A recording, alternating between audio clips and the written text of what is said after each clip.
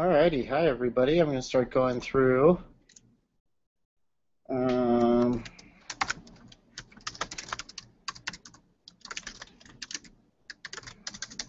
just one more things. There we go. Continuing through Doggy Parkour, week 1. And we're down to building drive responsibly. Long post. So building self-control and drive responsibly. This is also helping me to demonstrate that.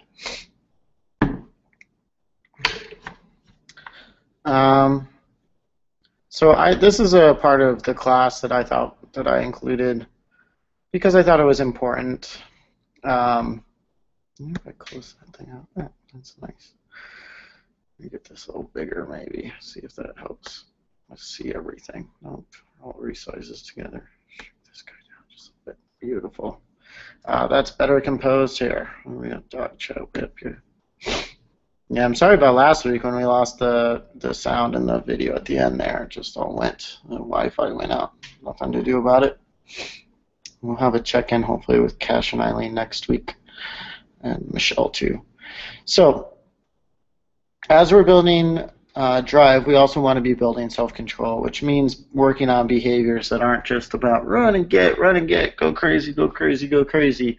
A lot of people make the mistake of just constantly playing fetch with their dog once the dog begins to play fetch, and then they are surprised to get or annoyed to get behaviors like demand barking or compulsions, things where the dog does not know how to turn off the drive, or when the drive stops, they get antsy and frustrated and just keep on asking for more. Hi, Mary. Nope, I'm on in the post above.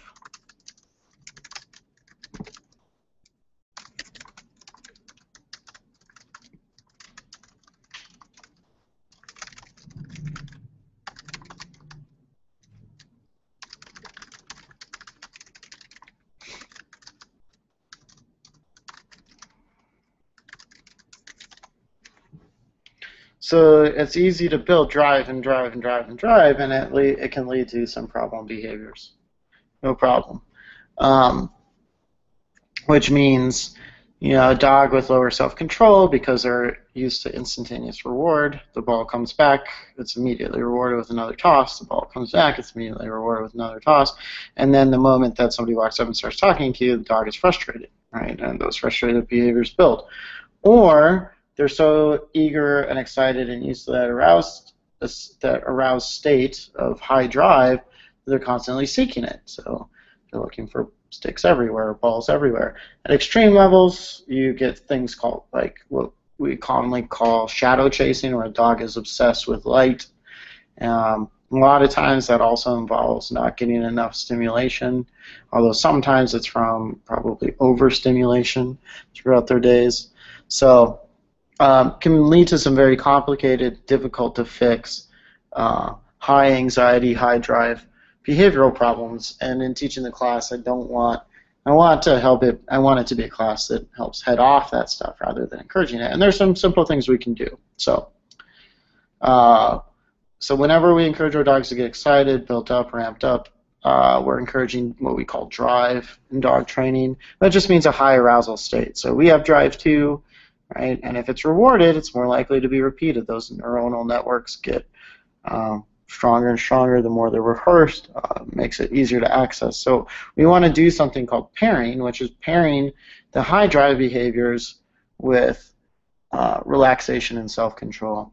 So I go into some steps to do that with a game that I modified from one of my reactive dog classes. And we do that building off-switch behaviors. So if we encourage them to turn it on, we also encourage them to turn it off. Dogs without impulse control, I think this is a good sentence to highlight, can get into trouble fast. They can chase strangers because they have such high drive. They have low inhibition. They might run into the street after a ball. Basically, they act before they think. And if we see our dogs doing this in parkour, we want to stop, reteach, and slow everything down. Yeah, that's another thing that goes into high drive is it's easier for them to fall into adrenal responses, which also means fight or flight mode. They stop having caution, which makes them more likely to hurt themselves. They'll dive into things that they wouldn't have before. Also, they often do get annoying. That's really true. Run. Demand barking is one of the more annoying behaviors, and if you can keep your dog from doing it, it's a great thing. So, the fundamentals of this, of what I'm talking about, are off-switch behaviors, and it just means that you start to pair the amped up side with a calming side. And I like to err on the side of calming, right? So there's a really simple game you can play where you get the dog excited, and then you start to reward them for self-calming, okay? It's tempting to want to cue the self-calming right away, but instead we want to get our dogs rehearsing it so that there's some biofeedback going on in their own bodies that's encouraging them, and they are really practiced at it rather than just telling them to sit, sit, sit, sit, sit, or down, down, down, down, down. The likely thing that's going to happen there is that they're just going to maybe down for a second, sit for a second, or not at all, and you're just diminishing the cue that they used to know when they weren't amped up better of sit or down.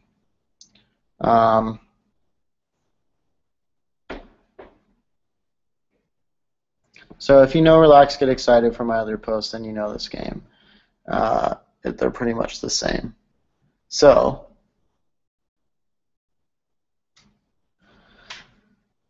instead of just doing it for relax, get excited, I've done this to help our dogs, help design it so that our dogs learn how to come more specifically out of excitement in this version, so it's just slightly different. We really want them to be able to turn their excitement off when they don't know what to do. It's a really nice default behavior for them to have, that turning that excitement off when cues, arousal cue, like behaviors that are arousing, aren't being cued. So the idea here is that if you ask your dog to up, we want them to do it in a going, exciting manner, right?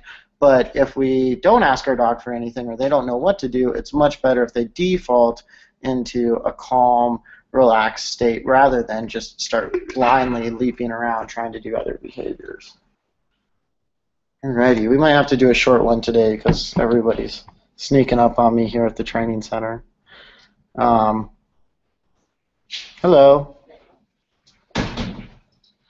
Let's see, how much more do we got here? There's just two more things. I think I can cruise through them. This is a pretty detailed version of the game, which I think is better if people just read through it. So you just want to get the dog amped up, reinforce once, and then reinforce a whole bunch for calmer and calmer behaviors. Standing still, sitting, laying down.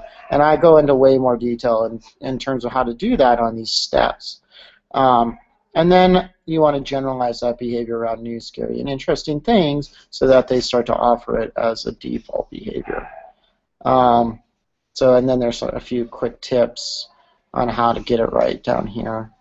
So I want to just highlight that this is all information that comes, I took information from Emma Parsons' Click to Calm and Leslie McDevitt's Control Animation, and I synthesized it into this game for helping with off-switch behaviors. Other behaviors that we do throughout parkour are stays, emergency stops, which I won't get into on this, in Parkour 1. Those are all things that also help with self-control. But I think that this is a very foundational baseline behavior that we should all be teaching our dogs anytime we're engaged in arousal behaviors. The last thing I wanted to get into was targeting, and this is just because it can be very handy in moving our dogs around, especially when we're moving quickly or moving on new objects. I'm encouraging my students to free shape all their behaviors, but in a pinch, a target can be a nice reminder for a free shape behavior. If foundationally you take the time to free shape and then to go through it and reteach and free shape a few different places on a few different objects, a specific behavior like, say, up, go around, walk it, what's going to happen is that behavior is going to be strong, and if you need to use a target to remind your dog of that behavior later on, you're going to have a much stronger base than if you just use the target from the beginning. Because the difficult thing is targets can be tricky later on to get the behaviors from. And I'd rather the dog thoroughly be fluent in the behavior than be relying on a target, so that they can get up to places that you can't put a target to or hand target to, or where it won't sit if it's a stationary target. So this is just a great video from Kiko Pup on hand targeting, and it starts with, you can appreciate that too. Touch. She calls it touch, I call it touch. A lot of people use different names. As your dog goes to sniff your two Very fingers. young puppy, Dogs will naturally want learning the behavior. I luckily got to meet her at the Clicker Expo last year. Okay, so we did it this time. We got all the way through the post finally. It only took 3 of these. So about an hour and a half of going through it. I'm going to call it a night because Sarah's got to teach a class. So thanks for joining me on Dog Chat, and I will see you next time when hopefully we'll go over with Michelle and Eileen our time with Cash. Bye, everybody.